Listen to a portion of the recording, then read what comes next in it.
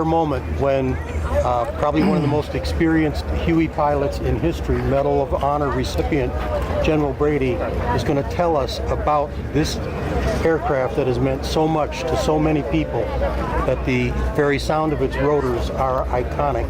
And we're just going to walk around and have General Brady tell us what this machine did and how they did it with he and his crew. So if you can start. Okay. I think what was so important about this aircraft is I learned to fly in an H-23. We called it Hiller the Killer. If you could hover that thing, it was over. Hovering and just getting that bird to hover was the most difficult thing about flying it. Had a motorcycle grip. Every time to keep the RPM in the green, every time you moved any part of your body, you had to move all the rest of your body. Both legs, both arms, and a wrist. Now that was a trick to fly. I came within probably 5 minutes of busting out of flight school. I think 40% of the people who went there busted out in those days. Later on there was a demand, so they needed it. And so to fly something like that in combat, like they did in Korea, by the way, where they had the patient on pods, same difficult system of flying, the motorcycle grip, and by the way, it's the opposite of a motorcycle. So every time I got on a motorcycle after that, I'd fall off because I turned the son of a gun the wrong way at the wrong time. But in Korea, you got pods here where they put the patients. Now, I took an orientation ride when I was going to flight school in an H-13 in the pod. Couldn't touch the patient en route, couldn't do anything for him, very restricted at night and weather. And when the patient sometimes would wake up in that pod, he thought he was in a friggin' coffin. So it was not good for the mental health of the patient. He couldn't get out, he's strapped out on the skids. Now, we go to Vietnam. After I get out of flight school, I had about a few hours at Rucker in this bird. When I got to Vietnam, I couldn't even start it. But the beautiful thing about this, we got turbine engines, and when you pull up on the collective, there's none of this shit. You pull it up, it synchronizes, it keeps the RPM constant, and it's powerful. And the Huey would do anything we asked it to do. It was like going from a Model A to a Rolls Royce. When we came out of the old motorcycle grip helicopters, the H-19, the H-34, the H-23, H-13, and we went into this thing, it was just like heaven. So I got checked out in combat missions. I couldn't start it when I got to Vietnam, but I could fly it. In fact, just about anybody that had flown any helicopter could fly this. It was so forgiving. The most important part of it as far as patient care goes is you could treat the patient en route. In other words, we had on here a medic who was trained in every kind of traumatic, double amputation, sucking chest wounds, belly wounds, you name it. He did it on a daily basis. Tracheostomies, he did it, and he could do it back here. And the great medics, the good medics, could start an IV in a bird that's going like this. It's vibrating all the time. But they would start it. Most of the time, we had the guy in the hospital from within like 30 minutes of the time he was shot, he was in an operating room. And that's why the survival rate was so great. Very seldom used litters in combat. A couple key things. First of all, they take up room. I don't care what you are, unless you're a back or neck patient, you don't need a litter. You could be no legs, no arms, whatever. They got them in there, the medic got on them, stop the wound, stop the bleeding, protect the wound, and treat for shock. Boom. Get him in the hospital. The physicians are going to save his life if he's alive when we put him in the tent with the surgeons. We had to learn so much the hard way. There was no book on flying helicopters in combat. It was done in Korea, but on a very limited basis. In fact, my unit, my second tour in Vietnam, carried more patients with 3 of these than were carried by all the helicopters in Korea during the whole Korean War. Over 21,000 patients with 3 of these birds. So flying it, understanding how to get into areas under certain circumstances, enemy situation, weather, the terrain, all those things you had to crank together in your mind and then figure out. And if you did it right, a highway would spring right out of the sky and take you right into the area. In the early days, we had no radio communication because almost all of our patients were Vietnamese. So we tried different techniques. We'd make a low pass to see if we saw any sea rations or something, but you couldn't talk to them on the phone. And so you learned different things to say, different things to look for, because so often we would land right in the middle of the VC. And before you know it, the damn aircraft's full of holes and people shot. So I could say to this day, Cha Dia Chi Kua Ong, which in Vietnamese says, pop smoke. Now that was the first thing. The second thing was the guy on the ground would roll out a smoke bomb for you, and he'd say, okay, dust off. If he could talk to you, if it was an American advisor there, green smoke. Look for green smoke. Well, you'd look down there, and there was 4 or 5 green smokes. And so we knew that the other guy was listening to us on the radio. And so what do we do now? So we said, all right, here's the deal, guys.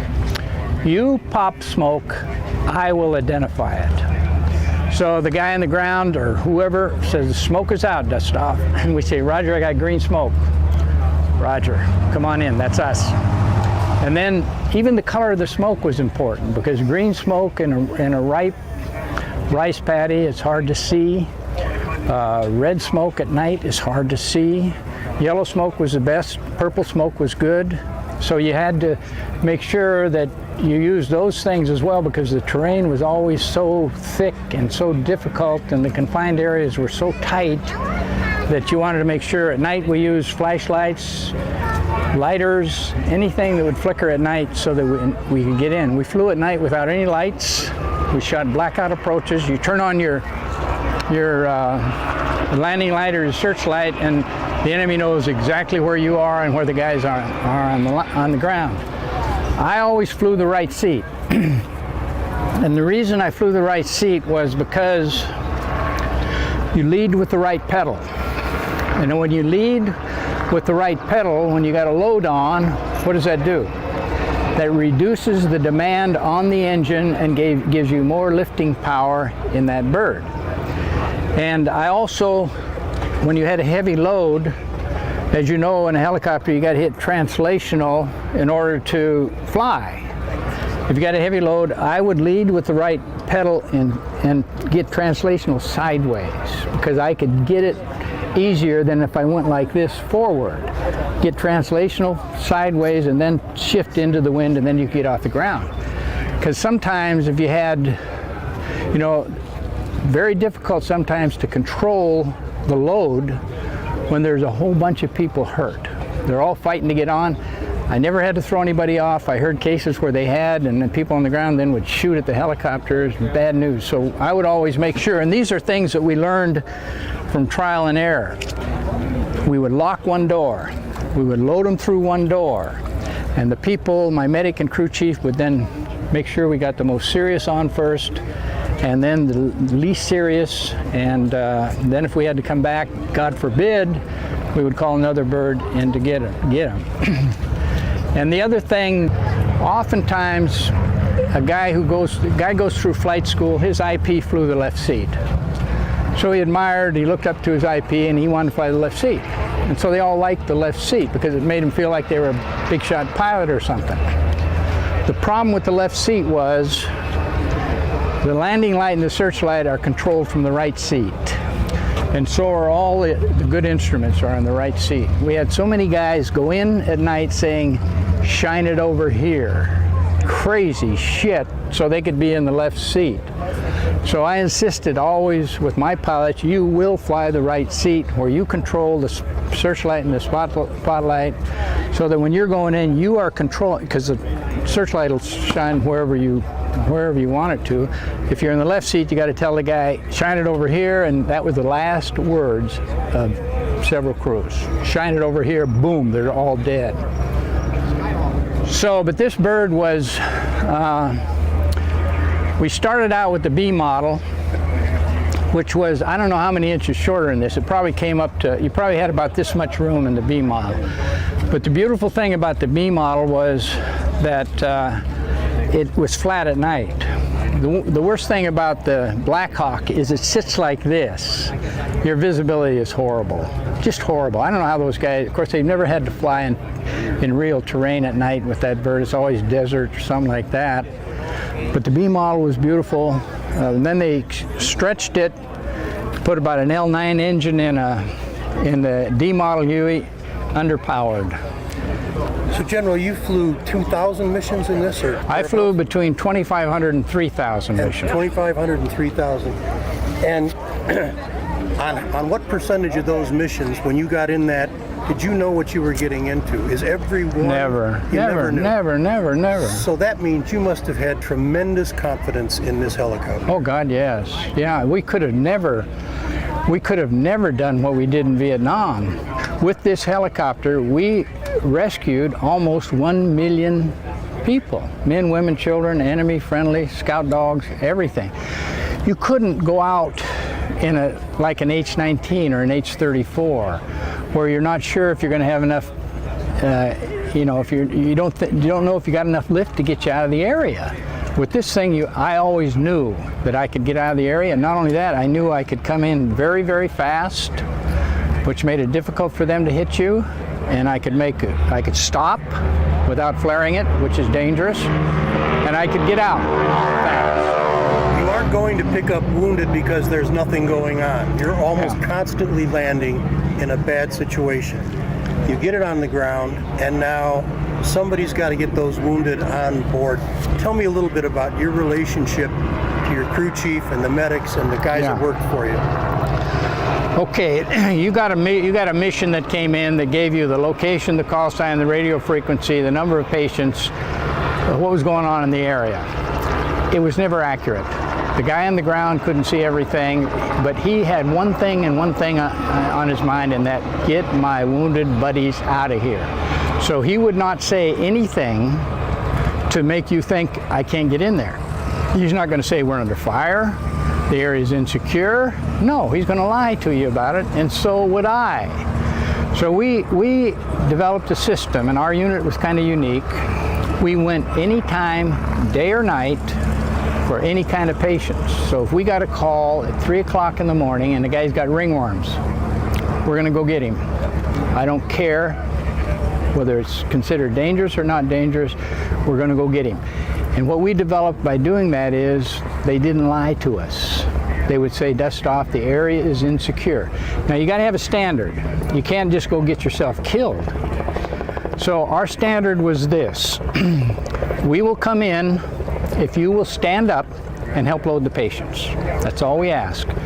My crew members got out, their targets. Both of them got out to start loading the patients, and we asked the guy on the ground, you do just this, you stand up and help my guys load. You'd be surprised how many areas we went into they wouldn't stand up. And so my guys had to go out and find the patients, drag them to the aircraft, put them on, and the rest of them are laying in the dirt, won't help us. So that was our standard. Don't talk to me about security. It has no meaning. Security to you is like 50 yards. For me, it's a quarter of a mile. So I don't want to hear security. You just tell me where the enemy is, what kind of weapons he's got, and will you stand up and help load, and we're coming in. Just that easy. And that settled all the overclassification, all the lying, all the bullshit that goes on on radios when communications in a tight situation is difficult.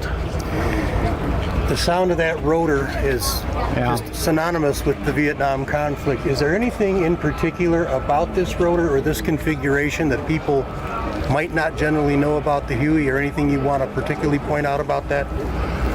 I'm not an engineer, but the one thing that interested me most was the Jesus nut. The Jesus nut is the nut on top.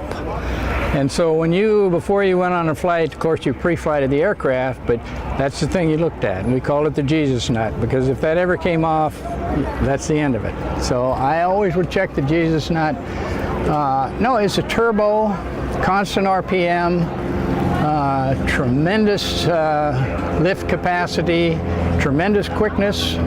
and very, very reliable. We had most of our aircraft that went down were down because they were shot up. You have to go through periodic maintenance, of course, like with any piece of machinery. But we had an aircraft shot up every 4 or 5 days. Every time you take some rounds, they got to go through it and check it, and you'd have to get another aircraft. But this was, and by the way, if they'd have just taken the Huey, put another engine on it, give us a radar altimeter and some upgraded avionics, you'd have never needed the Black Hawk. You'd have never needed it.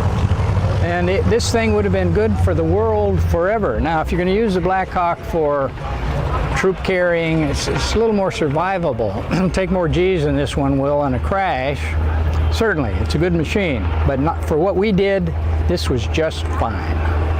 Now I know, we love to, for obvious reasons, romanticize the Mustang and the P-40s and those great airplanes.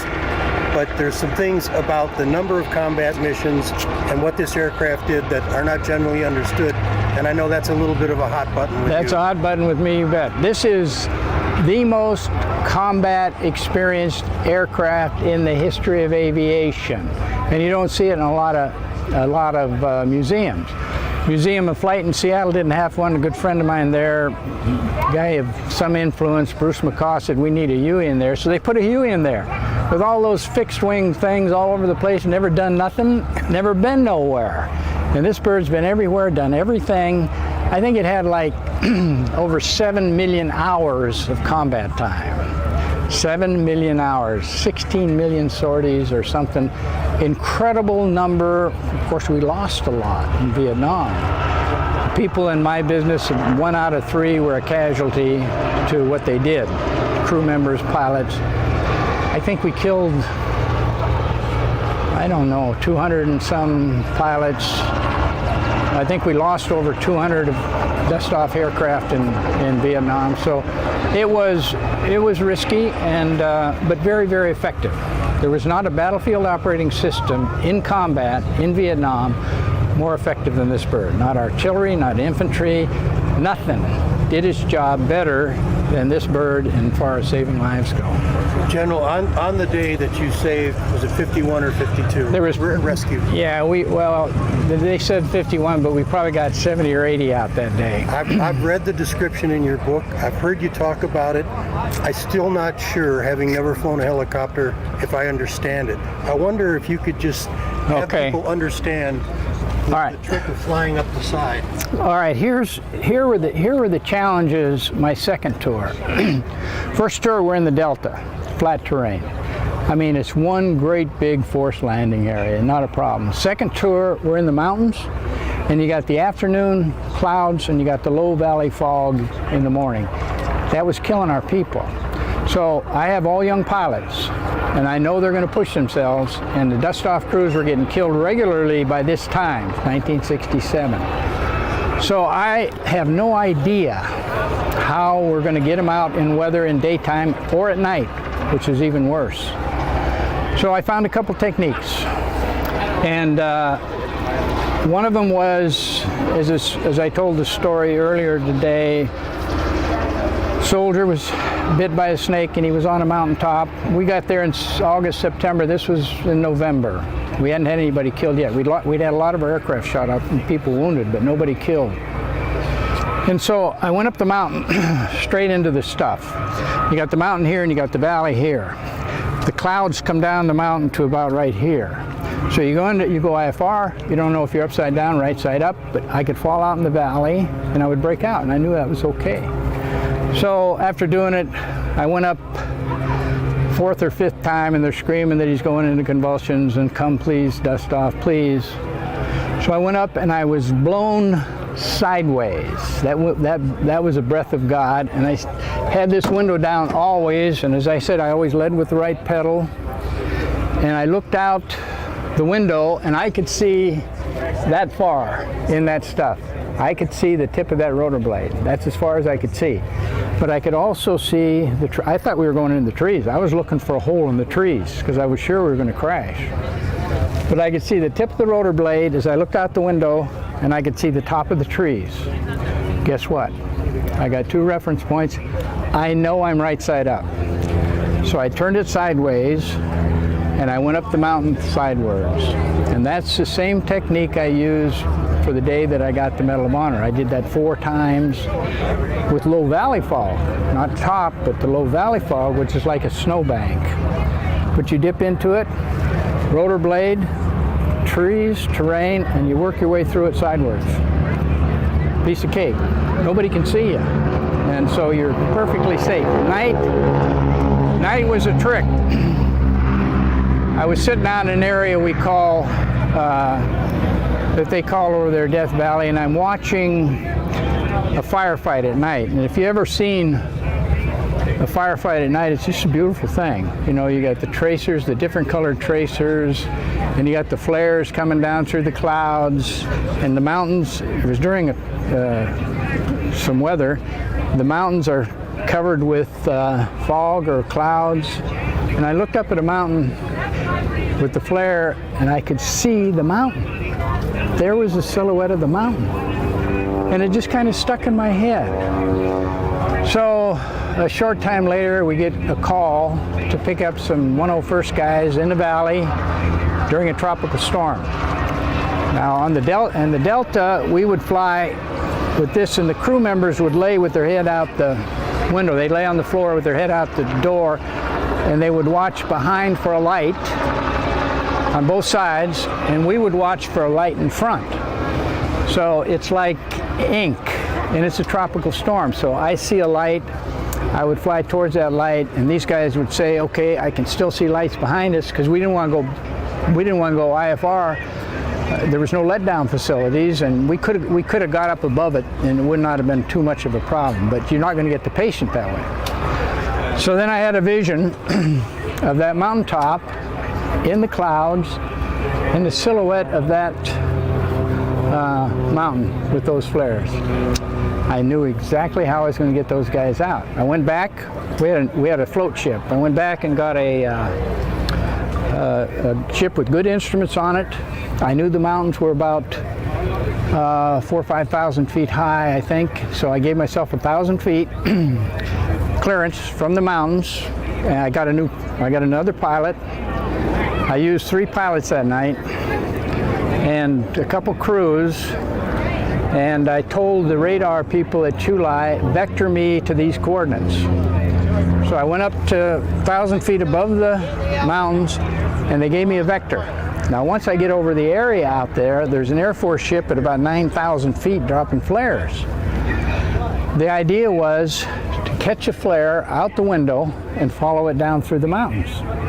But they got to keep a flare in the sky at all times, because you get at 1,500 feet in 5,000 feet mountains, you're in trouble. You can't go either way, you got to go straight up. And that happened a couple times. And finally, they got the picture. We came down under it. We made 4 trips in that night and got them all out. And now that they found out later, there was a lot of publicity associated with it, because apparently it hadn't been done before, and so for that mission I got the Distinguished Service Cross, which is the 2nd highest award. So that was actually more spectacular in terms of the system and the technique used than the day I got the Medal of Honor. 3,000 missions, and there's never any time to hesitate. When it's time, you had to climb. You know, when it's time to go, it's time to go. I heard you say a breath of God. I heard you say you had a vision of a mountaintop. Epiphany. Okay. Do you want to talk about? Does your faith play into this? Yeah, it was for me. It was everything, because you know they say you all always talk about guys that the tremendous fear they have here and there, and I've seen that fear, and it's a horrifying thing. It will kill you. Fear will cause to happen the thing that caused it, if you can sort that out. And I never experienced fear. For me, it was, I didn't care if I got killed. I was doing the right thing. I was saving American lives, the greatest citizens we have in this country, soldiers. If I got killed doing that, that's God's will. Forget about it. What I was focused on was, what kind of weapons does he have? How close is he to you?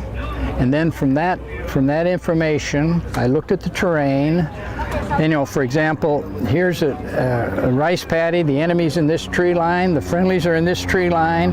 There's a riverbed right here. So you don't go in like that. You're going to get killed. You go down in the riverbed. You stay down in the riverbed behind the trees. You hop up over the trees. You turn your tail into the fire always. You do not want the bullets coming through the windshield. You want them going through the transmission. You set down, you load up over the trees and back out. That's a tactical approach, and it works. If the terrain suits it, and if everything else suits it, that's how we flew. So I was busy analyzing the terrain, trying to figure out what's the best way in there, mixing it in my mind, and then I would have a vision of the approach. There would be a highway just come out of the sky and just take me down through that riverbed, up over those trees, turn around, and go out the same way. In the meantime, you got to coordinate with the guy on the ground. You're going to stand up, right? You got all the patients in one location, right? We're not going to hover around down there looking for patients. You bet, Dustoff. We got them all waiting for you. You just come into the smoke and we'll load them and you're on your way. And so that, you were so busy focusing, there was no time for fear or anything like that. If we could go back just a little bit and talk anything you would care to share about the tail assembly. Well, we had, you know, when you're making a picked up in a confined area in triple canopy jungle, there were times when you would make the pickup where you couldn't see the sky. In other words, you come down through one layer, you move over, you come down through another layer, you move over till you get down to the ground. You couldn't land most of the time. They'd have to load the patients up like that. And you had somebody always with their eyes on that tail rotor. You lose a tail rotor, you spin in, that's the end of it. And I would watch the pilot and the co-pilot, we watched the trees in relation to the main rotor. The crew was watching the tail rotor. So you had to be very, very careful. And they were my eyes. They would say, okay, Dustoff, you're a double nickel, come down, okay, back up, go to your right, come on down, and they would work me into the area. I couldn't have done it without them. So, would you have had the unwavering will to do what you did if you had not worked for Kelly? You know what? That's a good question. If it hadn't been for Kelly, we wouldn't have had a job. Somebody else would have had those birds, and those of us who were medically trained, we wouldn't have had a job. We'd be flying for gun ships or slick ships or something like that. But I do think that I had great empathy for the guy on the ground because I was I worked with the infantry for 3 years before I went to flight school. I was in Berlin when they built the wall, so I saw that crisis and I saw what these people went through. The infantry guys in the ground, on the mud, in those horrible conditions, and you know, I'm going home sleeping in a bed. Come on, give me a break. So I had great empathy for that guy, and I believe that wherever I was, not only me, but most of the Dustoff pilots, we're going to do what Kelly taught us to do, and if there was no Kelly, there would be no us, in a sense. And so, but he was the inspiration. He was the absolute inspiration. He saved my career and in other ways, and so this guy was, he was unique. Do you mind repeating the story of the individual that suggested to you that because of what happened to Kelly, it's time to curb your enthusiasm? Yeah. Well, the day, the prelude to the story was that Kelly promised me I could come and take his place in the Delta. We had 2 birds down there. Because the fight was going on in Saigon with Stilwell and keeping our Red Crosses. So he said, Brady, come down and march. Oh, come on. There was so much flying going on down. He didn't want to leave. He was having a ball. So many patients. And so finally one day he said to me, he said, Brady, you can come to the Delta on 1 July. Well, 1 July, I hadn't heard anything until he got killed. He was killed on 1 July. So I went down there. I spent that night in his bed, wrote up the missions from his desk. And the next day, the battalion commander, the aviation battalion commander for the whole Delta called me, and I think his name was Robinson. And he says, okay, Brady, he says, it finally happened. We knew the way you guys were flying. We were the only people flying at night, the only people going on the battlefield. He said, I knew somebody's going to get killed, but I didn't think it'd be Kelly. I thought it'd be one of the young pilots. And he said, so you guys need to change the way you do business. And I said, we ain't changing nothing. We're going to fly just the way Kelly taught us to fly. He didn't own me, see? Somebody in Saigon owned me, so he couldn't tell me how to fly, although he owned all the aviation resources in the valley. So I said, we're going to do exactly what Kelly taught us. We ain't going to change a thing. So when I was leaving the office, he said, oh, I got something for you. And he gave me the bullet that killed Kelly. It had gone right through his heart, right through here. He didn't wear a flak vest. And I did, and the rest of us did. It didn't stop much, but it might, might just slow up the .30 caliber. So it went through him and lodged in the door. It was the only bullet that hit the aircraft. And so it made people think that maybe there was a sniper there waiting for Kelly because he was spreading so much goodwill in the Delta. As I said, villages came out to watch him carry away their wounded Vietnamese children and women and everything, and they loved him. And so in the VC, anytime they found someone like that, they wanted to kill him. And it may be that that's what they did that time. We don't know. But anyhow, he gave me, I still got it. I still have the bullet. I went to the family with it, and they said, let's think about it. And but I still have it.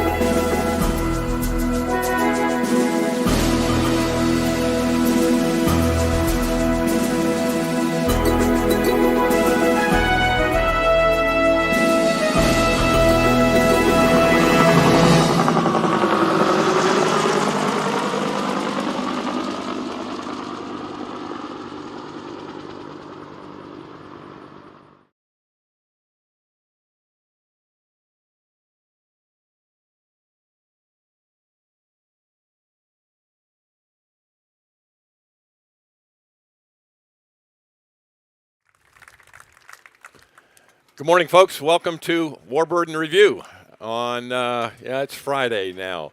Thank you so much for being here. We have a great program, as you can tell, and Connie is, she's just moving a chair. Okay, that's fine.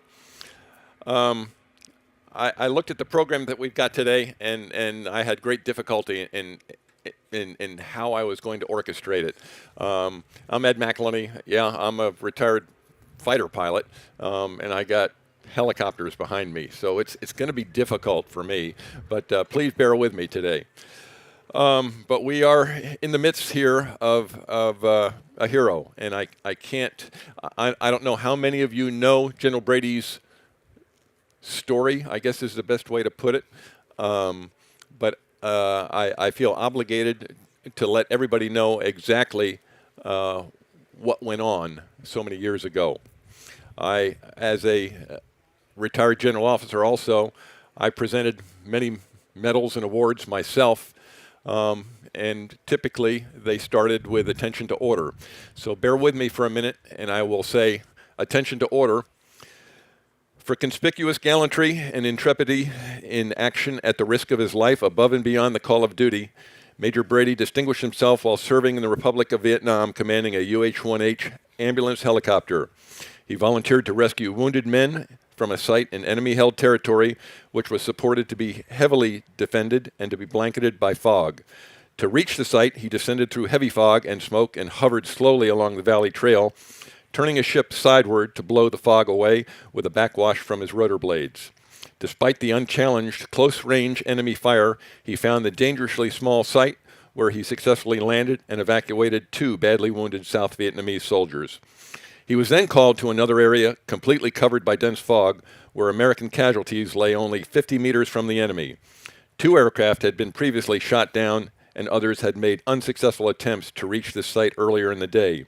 With unmatched skill and extraordinary courage, Major Brady made 4 flights to this embattled landing zone and successfully rescued all the wounded. On his 3rd mission of the day, Major Brady once again landed at a site surrounded by the enemy. The friendly ground force, pinned down by enemy fire, had been unable to reach and secure the landing zone. Although his aircraft had been badly damaged and his controls partially shot away during his initial entry into this area, he returned minutes later and returned the remaining injured. Shortly thereafter, obtaining a replacement aircraft, Major Brady was requested to land in an enemy minefield where a platoon of American soldiers was trapped. A mine detonated near his helicopter, wounding 2 crew members and damaging his ship. In spite of this, he managed to fly 6 severely injured patients to medical aid.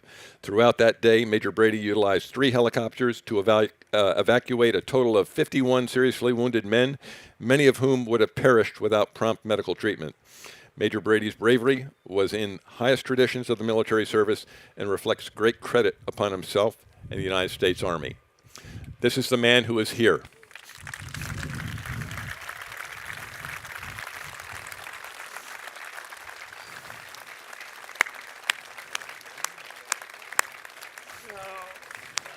Stay down. Stay down. That's fine. That's fine.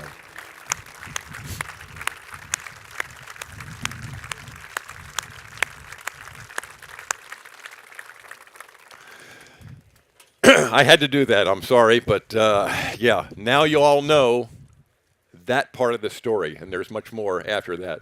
He made a comment. He said, what was it in the book? You said earning the Medal of Honor you thought was sometimes easier than wearing it. And that's an interesting comment. We'll talk about that later. But as we go on, you can see we got 2 beautiful aircraft here. I'm a fighter pilot, okay? A UH-1H, and we got the Sikorsky over here. We got the owners both here. We've got Dave Schmitz, who's going to be talking a little bit about the UH-1 later, and Mike Schneider, and he's got the Sikorsky. We'll be talking about that later. The sequence of events, I think we're going to talk to General Brady for a little bit here, and then we're going to talk about each of the other airplanes. We'll do a quick walk around, and then we'll open it up to questions. So that's what I propose, and with that, General Brady, I'm going to open it up to you, and just say, I have 1,000 questions. He's got a book, by the way, and there's going to be a signing later in the museum or in the bookstore over there. And I've read the book.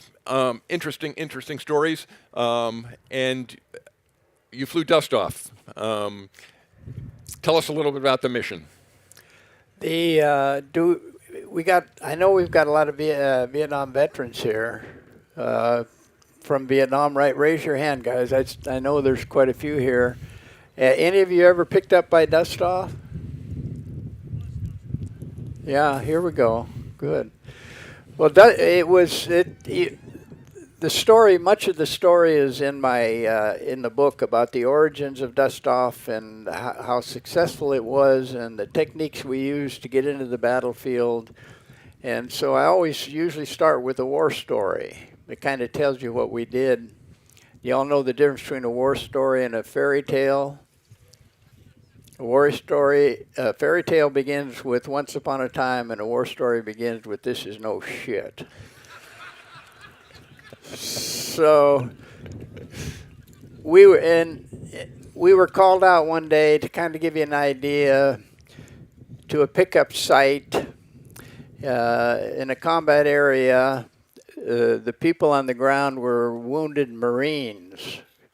And as is always the case with the Marines, there's a lot of confusion down there. Got some Marines here. I don't want you to think I'm saying anything disparaging about another service, but for you Marines, disparaging is bad. So if you've ever been in a deal, we got a dry riverbed here, you got kind of a tree line here, you got an open rice paddy and surrounded by trees here, and the enemy is in this tree line, and the patients are here, and the friendlies are here. And so I'm flying with this young warrant officer and made a nice approach into the area. We dropped down into the riverbed, scooted along behind the trees, jumped up over the trees, turned our tail into the fire. You always did that. You did not want the bullets to come through the windshield.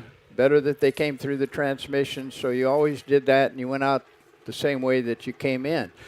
Well, if you've ever been in a situation like that where they're crawling around, nobody will stand up, and they're shouting and shooting, and it's just a mess, you know what it's like to pucker. And pucker is when the cheeks from the lower part of your body slowly begin to envelop your ears. And so we're sitting there all puckered up, and you also try to shrink yourself. You just try to become just as small as you can. And you're sitting up here, and everybody's crawling around down here.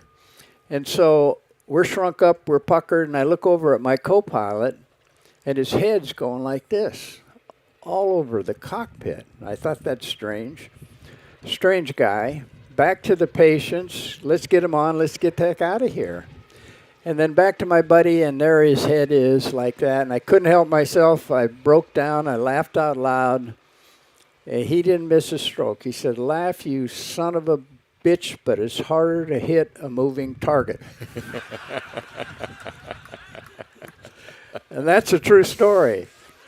By the way, that pilot, if you heard the story about the guy who confiscated a Huey and tried to fly it into the White House, he was the Maryland State Patrol helicopter pilot that got between that helicopter and the White House. We looked for him for years. We thought he was killed in an underground drug thing or something. And I heard his voice on a radio in Maryland. He was getting ready to go have lunch with the President of the United States. So that's how we found the guy. Great pilot, even though he was trying to be a moving target.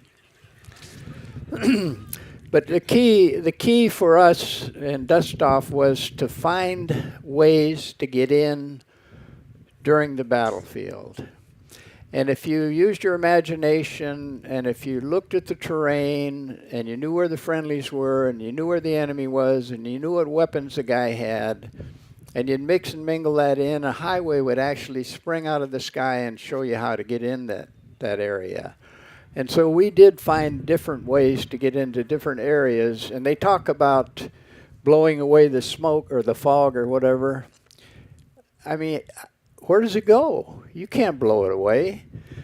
And the way we found this technique was one day in Vietnam, as you guys know, in the afternoon, the clouds built up on the outpost in the mountains. In the morning, you had low valley fog, about 500 feet, just like a snowbank.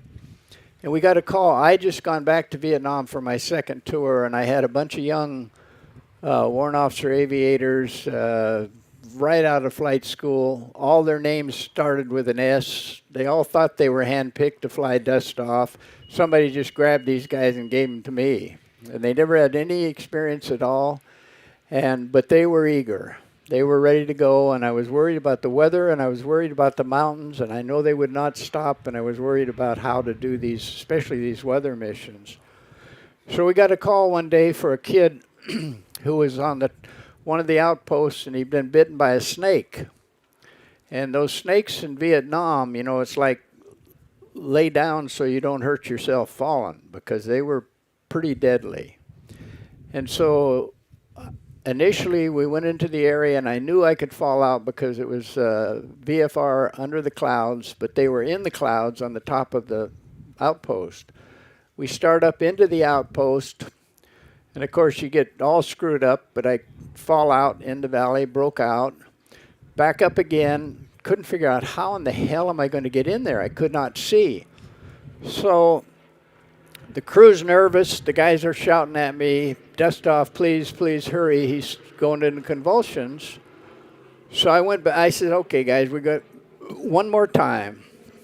So we went around and started back up again, and I was totally disoriented, and the gust of wind blew me sidewards, and I always had my window down on the right side. And I was sure we were going in, so I looked out the window hoping to find a hole in the jungle, and guess what? I could see the tip of the rotor blade, and I could see the top of the trees. So I knew I was right side up. And I says, "Damn." So I turned that sucker sidewards. You have to go very, very slowly. The fog doesn't blow away. It's there, but you can see 20 feet to the end of your rotor blade, and if you've got 2 reference points, you can do it. We did it, first time. got the guy to the hospital, and I think he lived. We used that technique from then on to get into low valley fog areas and also patients who are in the top of the mountains. That was one technique. We had a lot of other ones too. General Brady, well, first of all, I need to warn you, you got a former Marine sitting next to you, Oh, so God. be very, very careful, okay? So, yeah, I'm surprised he didn't smack you or something like that, but I guess rank has its privileges, right? So, I will say, this day and age, we navigate with GPS and all that kind of stuff. How about your navigation techniques? You read the citation, and you went to a variety of places, and weather was obviously a problem. Did you go out by radial and DME, or were you so familiar with the terrain and other references out there? How did you navigate? No, we had maps, and I'll tell you, here's how it worked with dust off. After we finally got the resource refined, we were off the ground in 2 minutes in a Huey, and the average time from the time the guy was shot until we had him in operating room was 33 minutes. So if the odds of you getting shot in a jungle in Vietnam and surviving were greater than if you were in an accident in a highway in America because of that helicopter. But there was no nav aids, no nothing. What you did was the co-pilot ran to the aircraft, cranked it.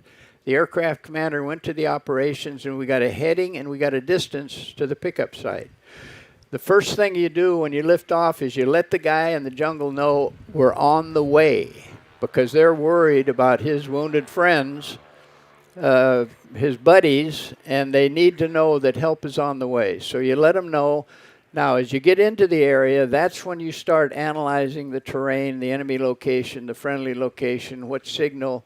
In the early days, we had problems with signals, because it was all Vietnamese, and we couldn't talk to them, but we could say smoke, whatever, and they would say green smoke is out, dust off.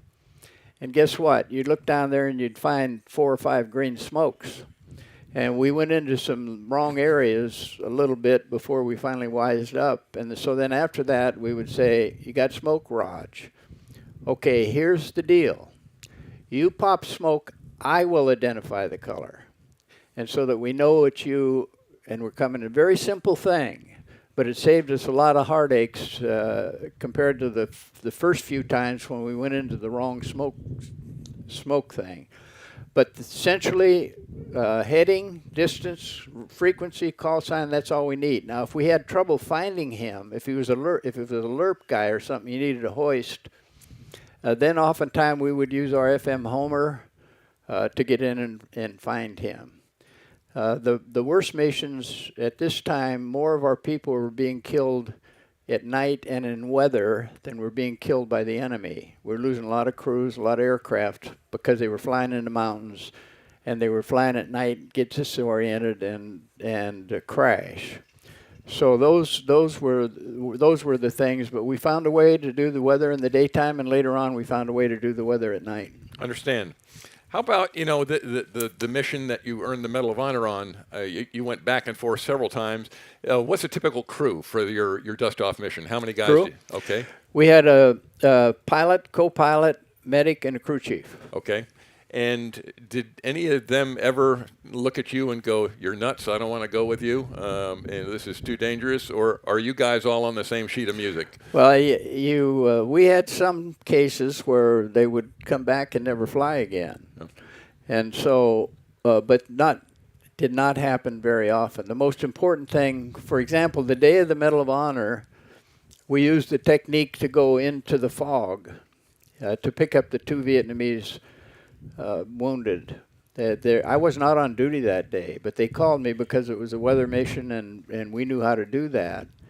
And then when we were lifting out of there, we heard about, actually they say 51. There were 70 patients in a valley in the same kind of circumstances. And so we said, they've been there all night. Why hasn't somebody got them out? And so we went out to LZ West, but they were not going to let me go in. And so the brigade commander then talked to my co-pilot, And he said, we can do it. Just give us a frequency. Just tell us who we're talking to, and we'll go get them. They were actually in the fog right below the base. And so you got to have a willing co-pilot, and you got to have willing crew members. And when you got that, the crew works together, there's no problems. But if you got somebody that's afraid or somebody that's not willing or worried or some way not really dedicated to the mission, that's not good. Mm-hmm. Everybody on the team has to be together, and we all have to be dedicated to getting that wounded guy out. And you go after him like you'd want somebody to come after you, or the way you'd want somebody to come after your wounded relative or friends. You just give it all you got. Mm-hmm. Who was the initiator of the dust-off mission? Who started all that? This was all started by Charles Kelly, and he was a World War II veteran. I write about him in my book. We just came back from Vietnam 3 or 4 weeks ago. Well, actually in early May. And we dedicated a memorial to him there near the spot where he was killed. But he was killed trying to rescue some people in a very trying time when they were trying to use portable Red Crosses. It's a complicated story, but he gave his life to save dust-off, which eventually saved, in Vietnam alone, 1 million lives. And from then on to today, who knows how many lives have stayed in Afghanistan and Iraq, but the call sign is still dust off, and that was Charles Kelly's dust off. His dying words when he landed in an area, hot area, and they said, get out, we're under fire. His dying words, when I have your wounded, he took a round right through the heart and killed him on the spot. But those are the inspiration for dust off pilots, the standard for dust off pilots, and combat medics to this day. So he was probably the most remarkable soldier I ever met. Interesting. Very interesting. Okay, how about a typical day as a dust-off pilot? I mean, did you work, 12 hours and just, again, on alert, basically? It's 24 hours. Okay. We, as I said, or maybe that was earlier, we, in a 9.5-month period with 6 assigned UH-1H models, only one time we would have 3 flyable, 3 that were flyable. In a 9.5-month period, we evacuated over 21,000 patients. Now, those same aircraft, there was more than us. All the dust-off units in Vietnam were doing the same thing. So we averaged something like 28 combat missions a day, 4 at night, 16 hours flying time every day. We were on 24 hours at a time. First up ship, second up ship, and the third one was a hoist. And so we rigged a horn to a battery thing, and so when the horn went off, if it was the first aircraft, 1 blast, second aircraft, 2 blasts, and then we ran to the aircraft, and as I said, we were off the ground in 2 minutes. I think the most challenging, but the weather missions in the daytime, but the most challenging missions were night weather missions. And as I said, that was killing it, and I'll tell you quickly how we found out how to solve that problem. I was out, you got low valley or flat terrain here, and then you go into the mountains. And the mountains went up to about, this was in the Chulai area. The mountains went up to 5,000 or 6,000 feet, I think, and valleys and things in between them. And so one day I'm sitting out in the valley on a quiet mission. And, if you've ever been at night like that where the tracers and the flares and everything, it's just kind of pretty, really. And so you're sitting there, and I'm looking at the scenery, and then here's a mountain. And the mountain is in the clouds all the way down here. And I look, and a flare come down by that mountain. I could see the silhouette of that mountain. And I didn't think anything of it at the time, but it just kind of stuck in my head. So fast forward a couple of weeks or so, we get a call from the 101st, and they're out in an area that was they called Death Valley, and they had a whole bunch of wounded, and it's in the middle of a tropical storm.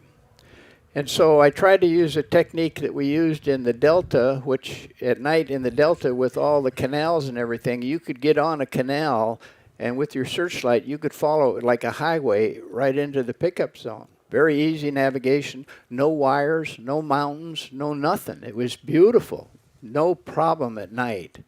Mountains are a different deal. And so I initially tried to follow a river up into the place, but it was raining so hard that it was coming off the window and it was blinding me. And you would have a crew chief in the front and a crew chief in the back, and you'd watch for a light in front of you and you'd watch for a light behind you in case you got stuck. You could turn around and get out of there. Well, it was like ink. I just couldn't do it. I couldn't get up that river. And then I had this friggin' vision of that mountain in the clouds. But I had a D model Huey and it did not have good instruments on it.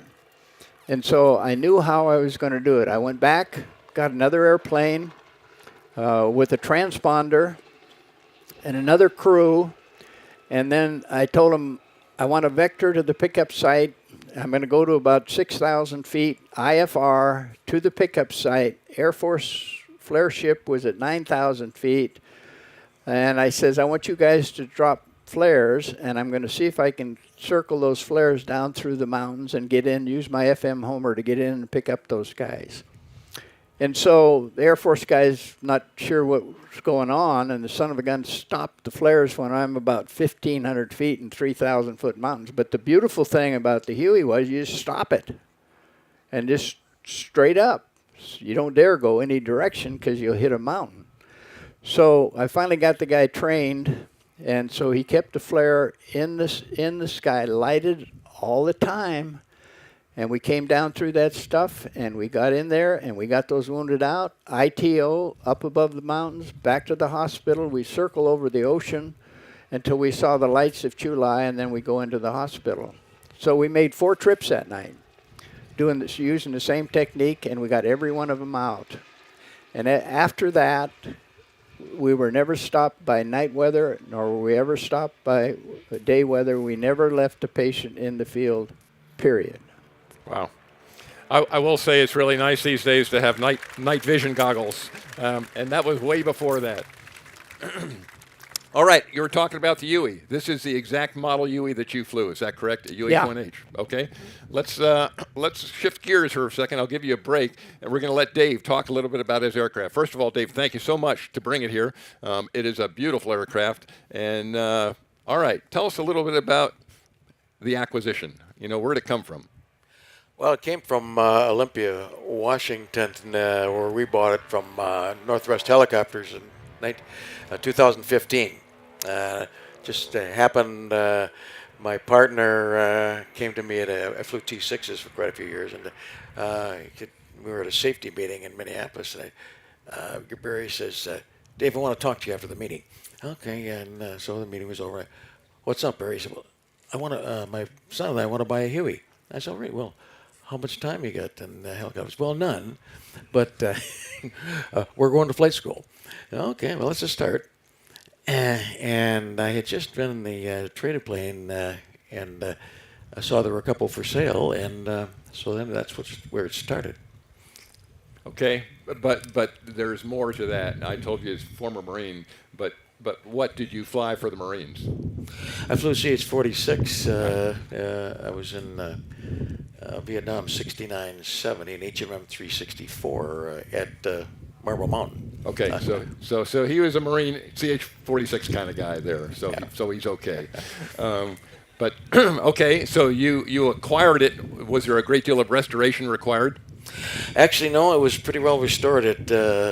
It was in Vietnam in 66, 67 and damaged, and we've got kind of a history on it, and it was returned to the States, which is kind of unusual for a Huey, and went to Corpus Christi and was redone, and then flew around the country and guard units, and it was in Savannah, Georgia, when I actually was Army trained. I was in OCS, got out of OCS in June of '68, and Pensacola was backlogged, and the Marines and the Navy got a few slots in the Army, so I went TAD to the Army for 9 months.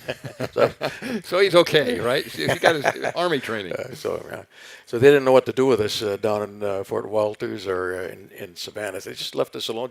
We just flew, and turned out good. And my fellow Navy trained, they used to call us Army pukes. And so we'd end up calling them Navy pukes or whatever. Well, when I got to Vietnam, I had 208 hours, I believe, in helicopters and 80 hours in Huey in flight school. And we could fly a helicopter. Coming out of the Navy in Pensacola, they only had 80 hours in 34s or I think they 206s, something like that. So when I started flying with it, hey, you guys can fly. So we didn't get called Army pukes for too awfully long. So it was interesting, but I enjoyed my time in the Army, but I went back in the Marines after I got out of flight school. Outstanding. Okay, and I'll ask General Brady.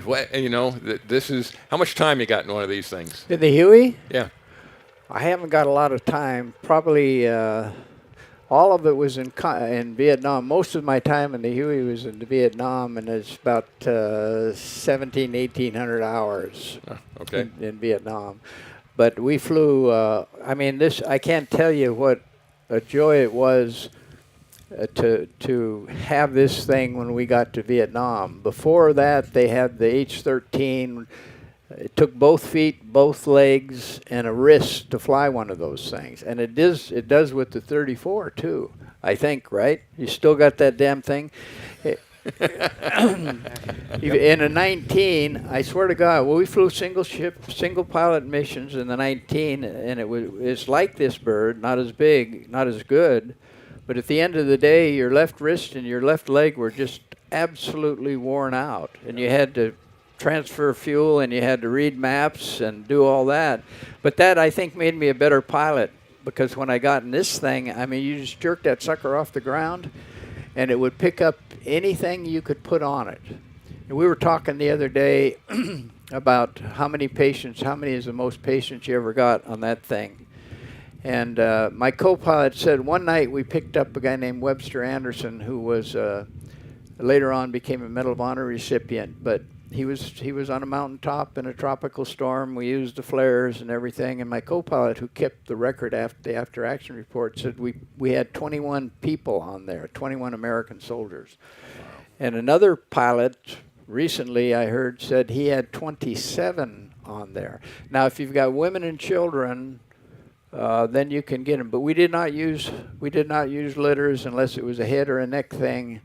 And you stacked them in there because you knew you were going to have them in an operating room in 15 minutes or so, and that was the key to saving their life. Stop the blood. You protect what they got at one, and you make sure they're getting the other, and that's blood and air.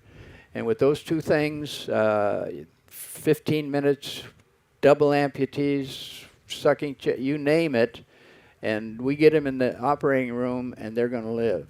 I forget the numbers exactly, but Vietnam set survival records never before to this day paralleled in combat.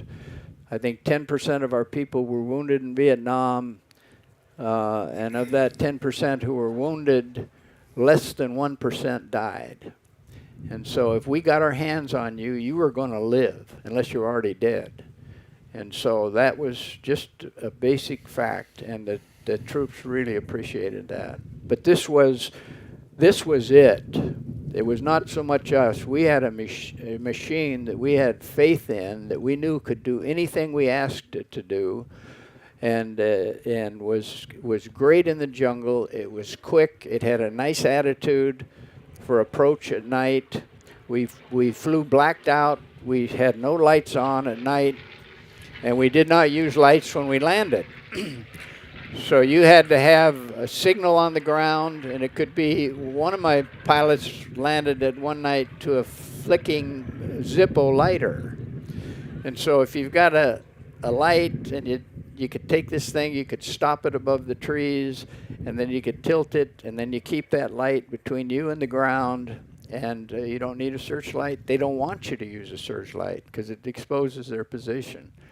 and it'll get you down there, and then the crew will tell you when you can set it down. And so couldn't do it, could not have done it without this bird. It was a lifesaver. And by the way, it's the most combat experienced aircraft in history. The Air Force weenies with all their fighter pilots and all that crap. I mean, and this bird has 7 million combat hours or something, more Medal of Honor recipients, except for one World War II aircraft, I think. I had a friend who ran a museum out in Seattle, the Museum of Flight. He's got all these fixed-wing aircraft, and I said, for God's sakes, why don't you put a real airplane in here? Those people don't fly, they ride. You only really fly a helicopter. Everybody knows that. So the guy had a lot of money, but it took him a long time, and finally we got a Huey helicopter in the Museum of Flight in Seattle, and more people visit that than any of the other aircraft there, and that's understandable because it's better than all the rest of them. Okay, I think the interview is over. I knew that was coming, General. It was just a question of when. That's all. So I accept the hits, and what can I say? But I will go on, shift gears a little bit, and talk to Mike a little bit about his aircraft that's here. And oh, by the way, there's bullet holes. We said bullet holes in the floorboards of the Huey over there that have been patched up. Is that right? We think so. The skin was repaired, but there's certain unidentifiable holes in the floor. Okay. Right. And that brings me to the Sikorsky over there, because I guess there's a lot of bullet holes in that thing. And Mike, I'll say again, thank you so much for bringing it here. It is a beautiful aircraft, and tell us a little bit about acquisition of that. First of all, with utmost respect to the General, when I joined the Navy, they told us we were going to take care of the Air Force, the Army, the Marine Corps. So basically, that's what they told us. So we kind of felt like we took care of you guys. So there you go. But okay. Thank you. That's one hit back. Yeah. Okay. The Sikorsky has 54 documented bullet holes, and it has some damage history in Vietnam. It basically was the second time it was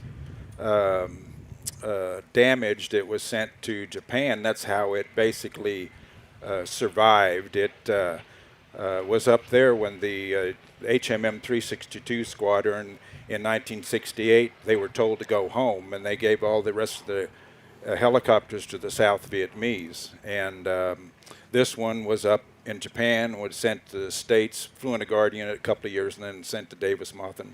Mm-hmm. And you got a crew chief out here that's got some real background with it. Yes. Is that right? Ed Tatman. We had 5 crew chiefs at one time within the Tulsa, about 100 miles of Tulsa area, that actually flew in the squadron with this helicopter. And Ed is one of the ones that came with us today from Tulsa. He lives in Stigler, Oklahoma, and he flew in this unit in 1967-68. The crew chiefs, by the way, the crew chiefs were our parachute. I mean, of all the soldiers of every kind of training imaginable that I ever served with, the helicopter crew chief was the finest trained, most capable, most competent soldier I ever served with. Just that simple. And I'll pass it over to Ed for a minute. Any comments right now, Ed, about serving and that particular aircraft? Are we ready here? Yeah. Did your engineers, producers want us out here? Yeah, that's fine. You're good. I appreciate the comments, and I would say, and kind of going back and to honor our general, to me, every time you climbed in that cockpit, you've got to understand what these pilots went through. I cannot, in my wildest imagination, imagine sitting up there holding that stick in a hover, and in some cases we would have this wheel on a rock, and it might be 2,000 or 3,000 feet off the side right here, and knowing at any time that could end, and to sit there and hold those sticks while we're trying to do our job and everything, just beyond imagination to me. So no disrespect to the one mission, I think you should have got one every time you got behind the stick. And but anyway, I I've been flying with this aircraft since 99. We've been going 23 years. We lost our leader in 15 and things slowed down tremendously. Just took the wind out of our sails, and he was the driving force that was behind us and so on. He was a non-military man. He was totally civilian, and so he bought this thing for a parts vehicle to support another 34 for lift. And so he pushed it to the back of the hangar for 12, 14 years. It was stacked full of pieces. When they picked it up in 1985, this young man, Jesse, step out here just a little bit. This is the son of Mike. He is our second generation pilot, and when we're gone, he's going to carry on.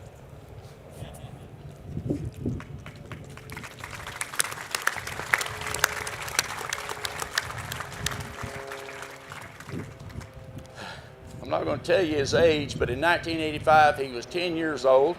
They went to Tucson, Arizona to pick this aircraft up, and whoever was in charge of the yard there says, boys, help me clean this up. Load everything you can in it. And I think you loaded about 18 or 20 of these blades, and they had to walk them back into the tail pylon to get them in there. And then they had to kind of glove them like this, and then stuff foam rubber they could find, and things on top of them to protect them and so on. And of course, they're the most valuable thing. They don't reproduce those, and they do time out. And when they time out, they go in the scrap pile or go on a static display somewhere.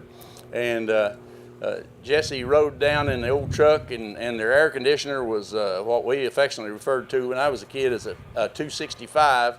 That's 2 wing windows turned in and 65 mile an hour and about 105 degree heat. And but they got down there and trucked that thing full of parts and brought it home. It went in the hangar for 10, 12, 15 years. The lift business did not materialize. Another business was lucrative enough to keep them going, and it was just kind of forgotten until a guy called and wanted to purchase some parts out of it. And Gerald, our leader, got in that thing and went to digging around, and he found a cardboard box in there with the logbooks and stuff in it for this aircraft. And him being a civilian type individual, he went to leafing through it and found entries that said battle damage at station such and such, and battle damage at station such and such. And so he called Mike. Mike, being a military man, he told him this, and Mike says, Gerald, I think you've got a warbird up there. So they got the logbook down and got to doing a little more dissecting and decided they did. Went to putting it back together. The mission changed. Went to putting it back together. What you see here is just almost 100% original. The interior of this aircraft has never been touched except for probably a power wash. I think when it came out of the desert, it had probably an inch of sand in it and dirt and debris, and the outside has been rubbed and scrubbed. When we get back out to our location, we've got a picture that's got the bullet holes targeted, and kind of give you some idea. And if you look through the cargo door, you can look right at 3 or 4 of them right in there. There's one of them for a 6-foot tall man. It is straight in the door, right behind one of the seats. And when we get back out there, I'll try to drop the back of that canvas seat a little bit where you can see that damage. It sticks out pretty clearly there. And of course, when you go to the other side and look at that picture, why, you'll know what it is. This has been a tremendous ride. We take it as a learning tool to schools. We can do things them guys, excuse me, General. We can do things these guys with them wings that stick out like that can't do. We can put it in a schoolyard. This aircraft's been in over 200 schoolyards and probably as many veterans events and on and on and on in the 23 years we've been going, since 1999. It's a healing tool. We get around behind it every once in a while, have a little prayer meeting back there.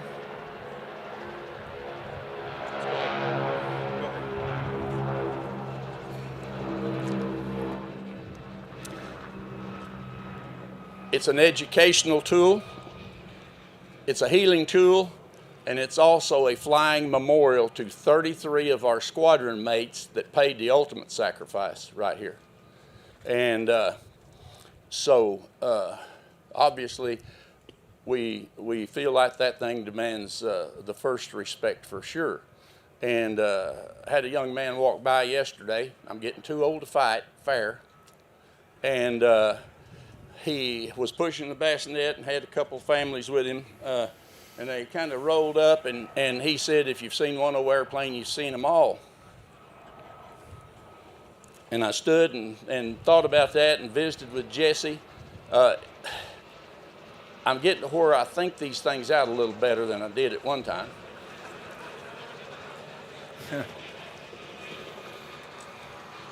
And part of me just almost went and invited him to come over and read this, give it a minute, and get away from the aircraft.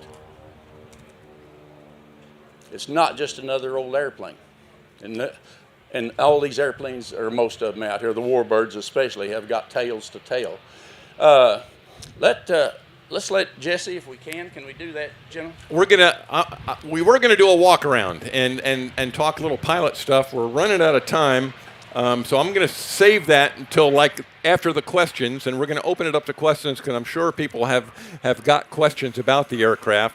But I just want to end the formal portion here with this is the last part of your book, General Brady, and I found it very interesting. And this is something. If you're in trouble now. I'm going to try to get even. No, I'm not going to get even. But he makes a poignant comment here, and I'll read it. It says, "Whatever happens to our bodies as we age, our minds are not devoid of romance, and we still dream. In my dreams, I am again a captain, not a general, hurrying into the mist of the moist morning fog or inky blackness, climbing into the cabin, surrounded by the sweet smell of JP4, strapping in to the detent, the trigger, the sweet smell of JP4, the whining engine, the bumpy roar, and off across tracer-marked terrain. Voices in my ear begging for wounded comrades, hurry, dust off. Then the signal, the terrain, the enemy, the highway, down on the collective, forward on the cyclic, kick it out of trim, hard over to the ground, dodging trees, dipping into paddy, snaking forward swiftly, stop, hard left pedal, right cyclic, a fast flat turn, no float, down to the ground. Confusion, we got them, clear on the right, the left, oops, the sharp crack of gunfire snapping through our bird, crew okay, no red lights, up, steady, right pedal rotating into translational, speed, then altitude, then more speed. Full bore ahead into the caring hands of a physician and life." And that was in the tail end of his book, and you can see what this man is really concerned about. And this isn't the general, this is the captain, and he still dreams that. Thank you, General Brady. Thank you.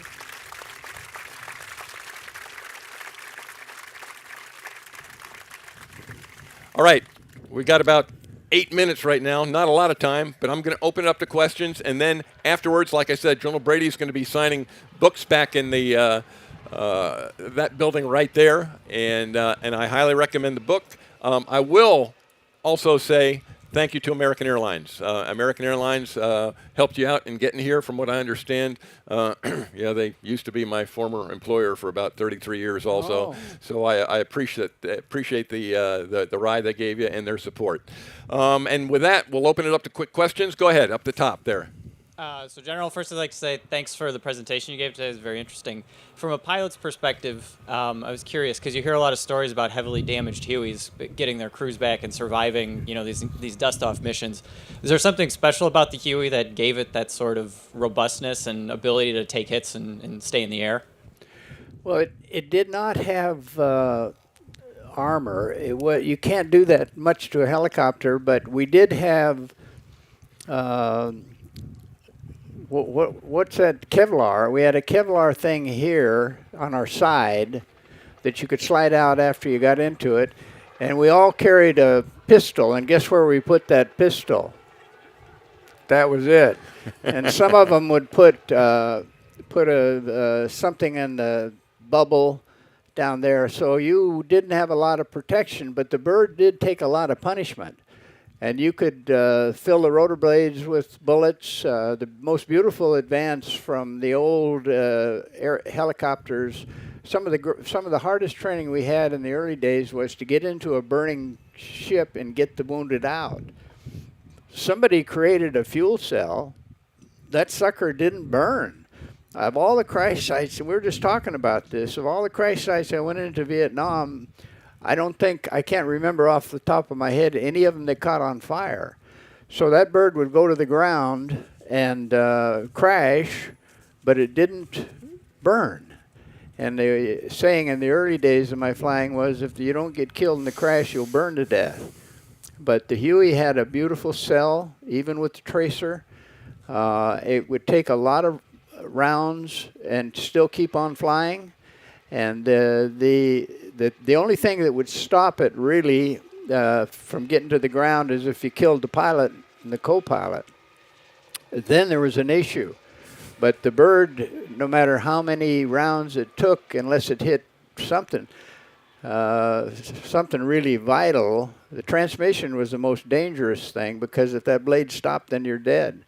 But as long as the blade's moving and you got controls and nobody's hurt, you can get that thing to the ground on a dime. We used to, in training, we'd turn the engine off and shoot auto rotations, try to see who could hit a spot closer than the other guy. And now they won't do that. They'll shoot auto rotations to about 50 feet and then recover, which, I mean, you're not going to crash at 50 feet. What the hell good does that do you? But no, I can't tell you how much I love this bird and how many lives that it saved. And we were just instruments, but it was this wonderful machine was so quick and so powerful that saved lives and could take so much battle damage and still survive. That I can't tell you how many friends I have who have crashed this thing I don't know how many times and are still walking around. Another question right here. General, dust-off 39 out of Pleiku, 1968. Oh. That's not a dust-off bird. Would you explain? Well, it's got guns on it. So we People never need to know that. Huh? People need to know that. Well, they talk a lot about the Geneva Accords and everything. We were armed, but we had a rifle, and I got all my guys pistols too. The crew chief and the gunner, or the crew chief and the medic, had a rifle and a pistol because they had to leave the bird, go into the jungle, and drag the patients out, and they could not be unarmed while they're doing that. And you can't carry an M16 and a person at the same time. So we were armed to protect ourselves and to protect our patients. And so that's why we were armed. Now, there were some dust-off medevac units who actually mounted weapons, which is really stupid because you have to get one more person on there on each side to man the damn thing. You can't hit shit with it. I don't care who you are. You can't hit anything with it, and you don't know where the fire is coming from. So why? And the worst thing is the noise.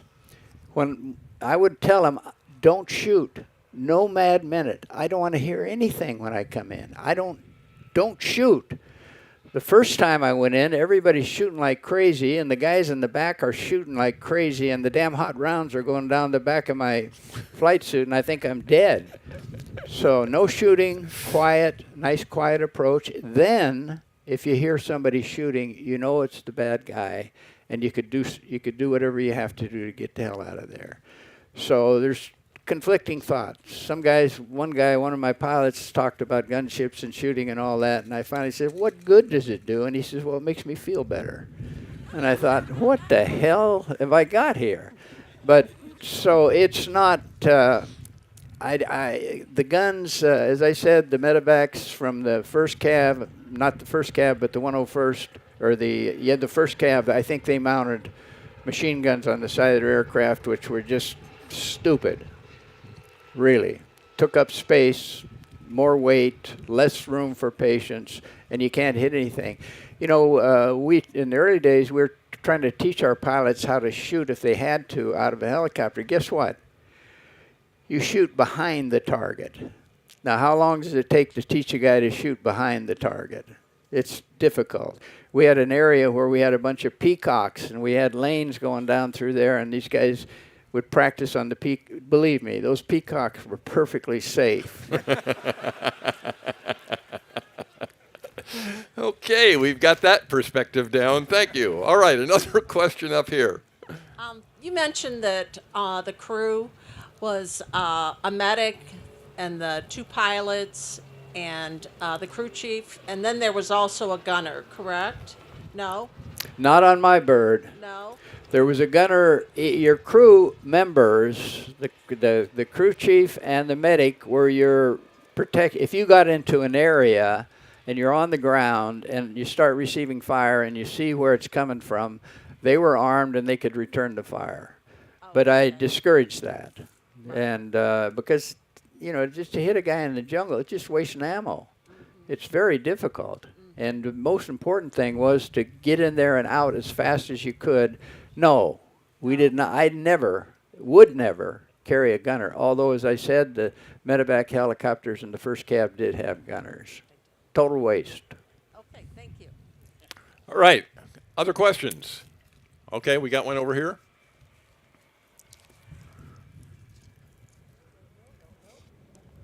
How long could the Hueys stay up in the air?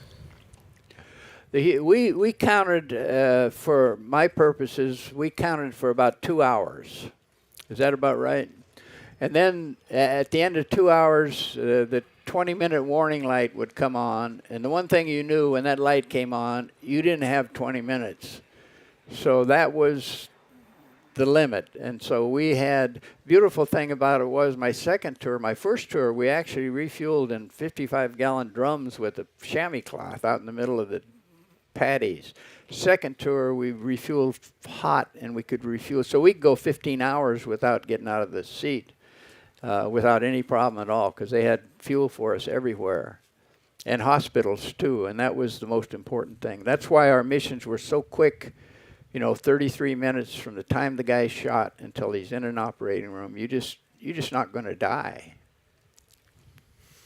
Mike, I got a quick question. You talked about armament. We got the M60s here. How about armament on the Sikorsky? What was standard? Same thing. Okay. 2 M60s. Yeah, one on this side and one on the other side. Okay. All right. Another question. Anybody anywhere over here? We got. Oh, got a youngster.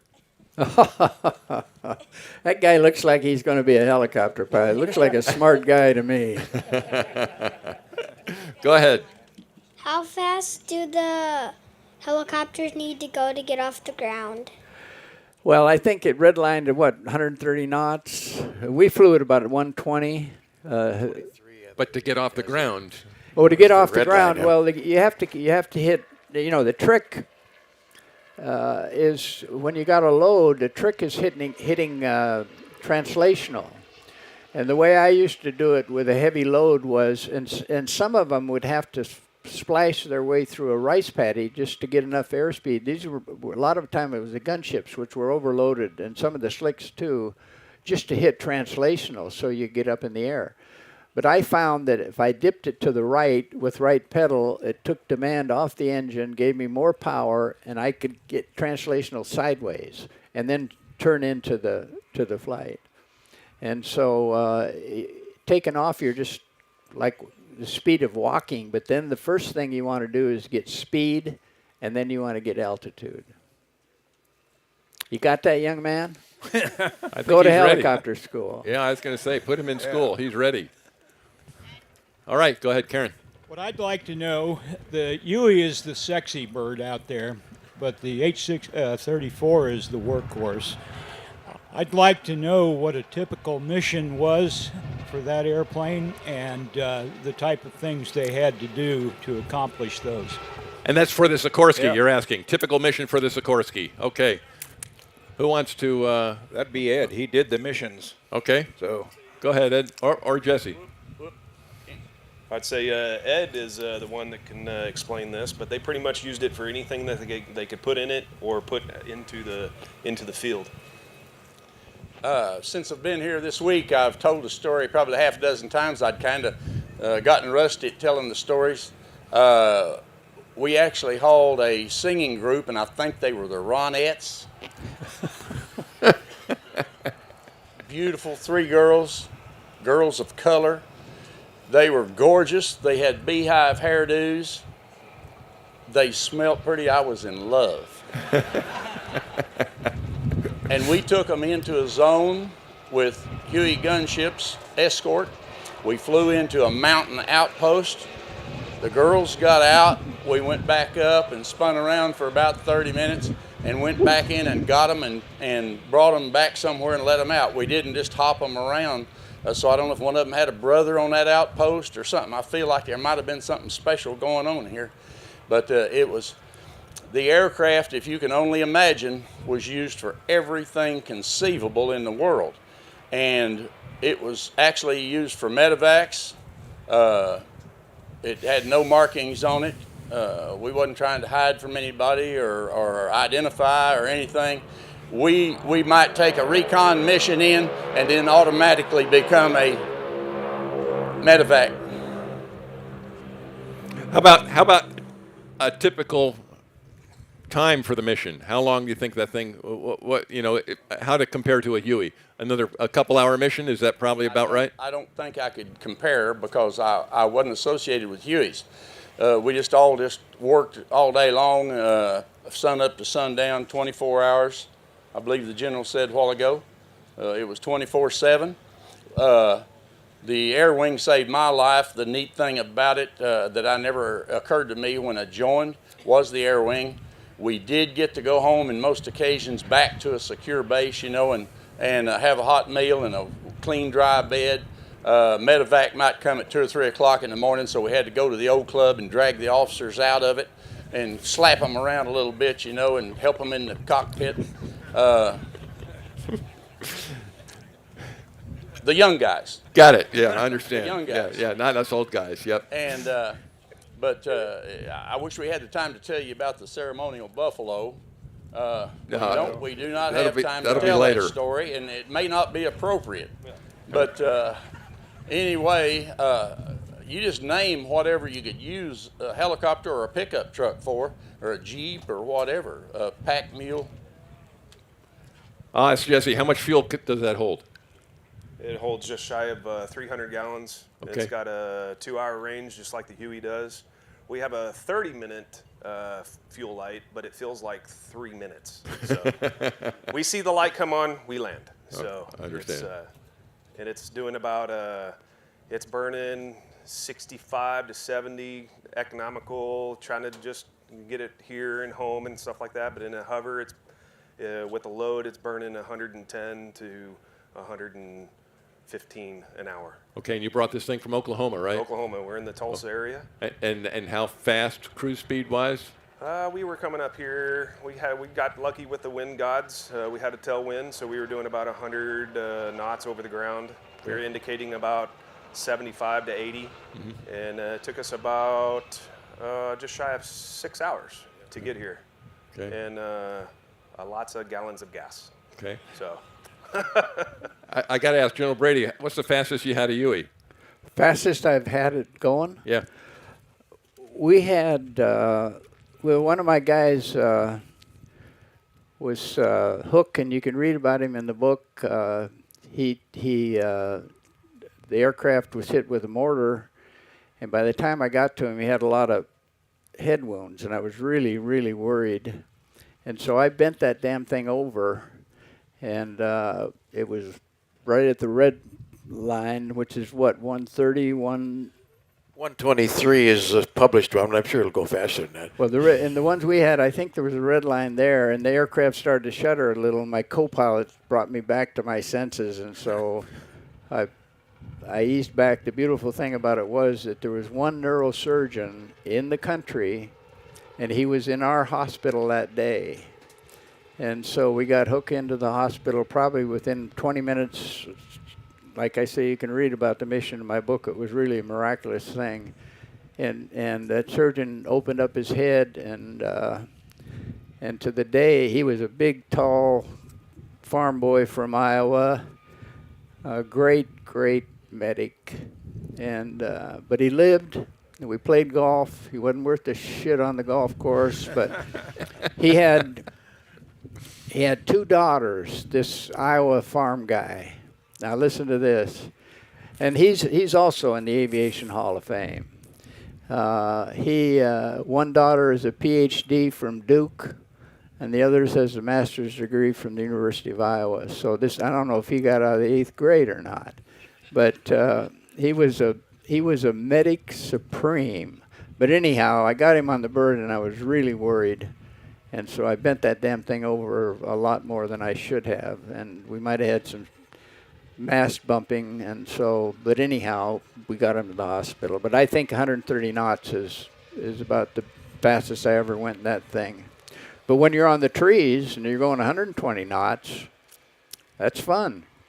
But if one of those trees hits you, it feels like a sledgehammer. Really, even if it's a little small limb or something, if it just hits you, it's like a damn sledgehammer. All right. Any other questions out there? We got one right up front here, sounds like. I heard rumors. I was reading somewhere that there's one rescue copter went in to save some people, and that there was no way to land, and they actually used the rotor blades to chop their way into the jungle to make a pickup. Is there any credence to that? Yeah, I've heard that. I've heard that before. But if the guy did that, he was really stupid, because that blade will chop down some. And we, as I said, we had a bunch of very inexperienced young pilots, and we went through rotor blades like crazy. We were hitting trees all the time. But you don't chop your way into an area unless you're really dumb. Okay, with that, I'm going to wrap it up, but I've just been given the high sign that there's somebody else back behind you who wants to say something. So I guess I better pass it on to Connie Bolin here for a second. I suspect she's got a microphone, so Connie, you got it. Thank you. I'll say thank you to all these gentlemen, and it's a pretty amazing event here at Oshkosh where we can have all these aircraft. So thank you to all you guys. Thank you for General Brady for being here. And as soon as we get the noise down here just a little bit, I'd like to take just a moment. Ed may have already mentioned our thanks to American Airlines, but it is a very special thing that they do for the veterans. So General Brady is here today courtesy of American Airlines. They provided the transportation for him. They also have the honor flight in progress to D.C. tonight. They will be returning here to Oshkosh after their day in Washington, D.C. They have an airplane that they have dedicated to the Medal of Honor recipients. So I just wanted to give a shout out to American Airlines and say thank you very much for your support of our veterans. So that's back All right. to you. Thank you. Thank you, Okay. Connie. And I'll just say, Thank you, guys. you look up the definition of hero in, well, I'd say the dictionary, but now I guess I got to say the internet. And the first word is courage. The second is significant achievements. And the third is nobility. And we've got that man in our presence today. So thank you, General Brady. Thank you. Thank you. Thank you, guys. Thank you. God bless you. You bet. Pleasure being Thanks, with you Dave. guys. Appreciate it. Good job. Mike, appreciate it.